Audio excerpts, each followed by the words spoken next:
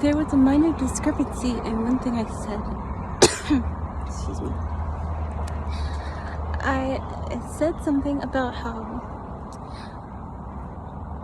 all of our intuitions are based on our intentions in life. But what I didn't mention is that that only applies to a certain extent. Because when we're up there on the spirit side,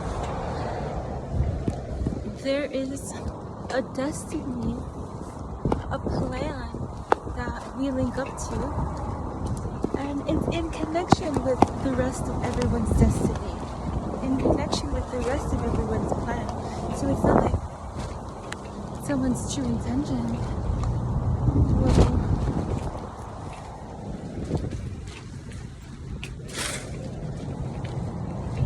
will not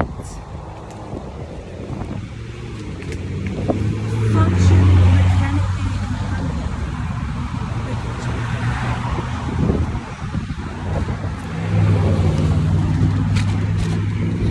But when it comes to our intention, a lot of times we set a mini intention, like the next 5 years, the next 10 years mini intention, without having the bigger picture in mind, and it's still leading us to the bigger picture because we can perceive what is needed right now. It's listening to intuition that guides us. But when the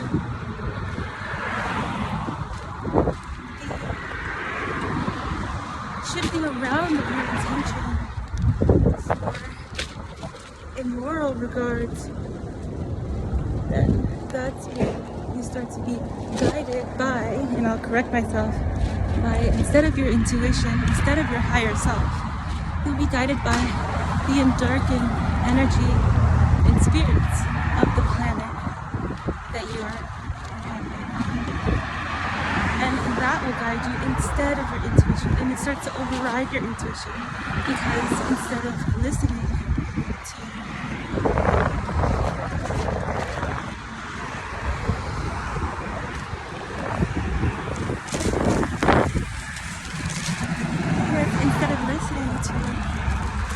our truth and strengthening that feeling, strengthening the awareness of what that energy is like,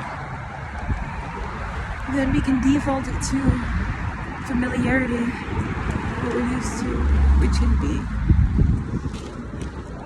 bad talking and weird stuff. And if we allow that in just by somebody talking bad about somebody else in front of us, as an example, or talking bad about somebody while you're on the road driving, you don't like how they drove. If you let that energy in through doing things like that, you start to create a sense of familiarity with those kind of feelings, so it's easier to be led and guided the wrong way because you're in that feeling, or you've been recently in that feeling. And so when it comes to training or strengthening our intuition,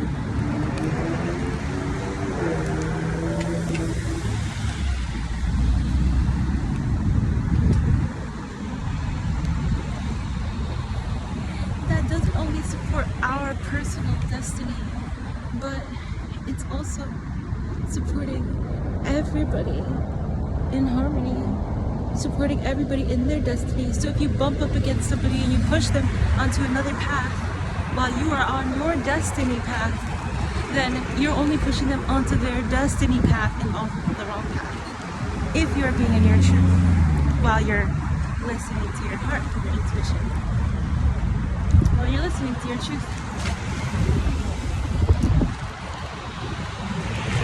And so the only time that you wouldn't really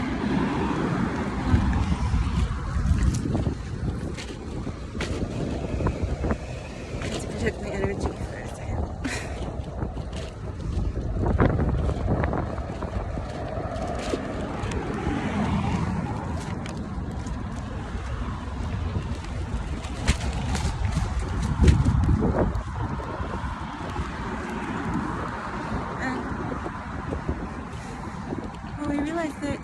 there's really no bad when we're listening to our heart.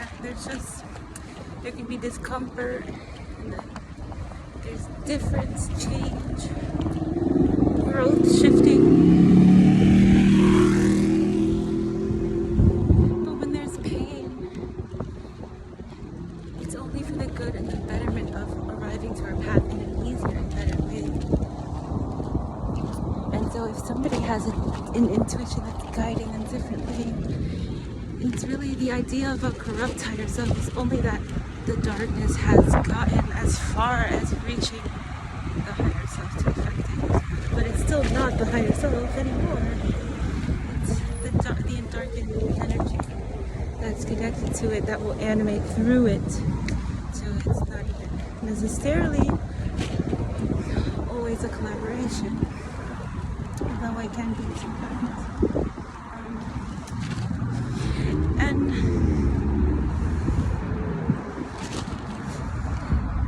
the idea of like our higher selves on the spirit side connecting with the energies that choose to embrace and label themselves as the endarkened energy of the planet. Light and darkness. Well, there's a difference. Darkness, what God made darkness to be, and what it became, which then is labeled as the endarkened energy. It's never supposed to be something that you can never get out of, or you're just this darkness, and this is part of me. It's supposed to be something that you move through. It doesn't stay there forever. And that's where the darkness comes in. It turned dark, but it just stayed dark. It never healed it anymore. It's like the mold never ended. It's like some kind of stagnancy, that's it.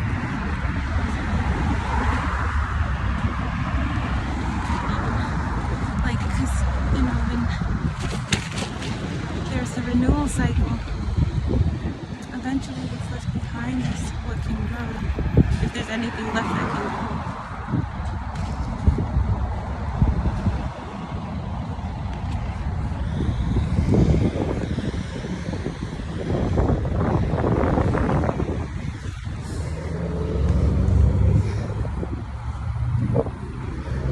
Well, I'm losing my train of thought a little. No, I want to say I haven't said a line like that in a million years. I'm losing my train of thought. Usually.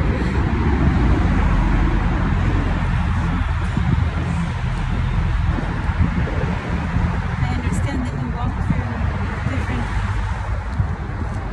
places, different energy, different availability to connect to your intuition.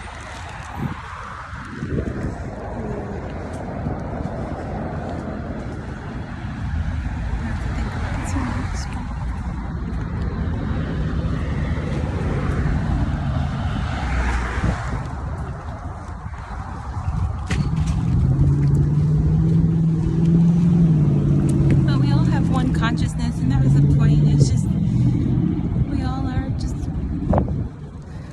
there's source God, and then there's Jesus Christ, the example of creation, and then there's Mother Nature, who solidifies and holds down the creation of source God. And then that's just the depiction of what we all are. What aspect are we? What aspect do we embrace in the most that we all have that soulmate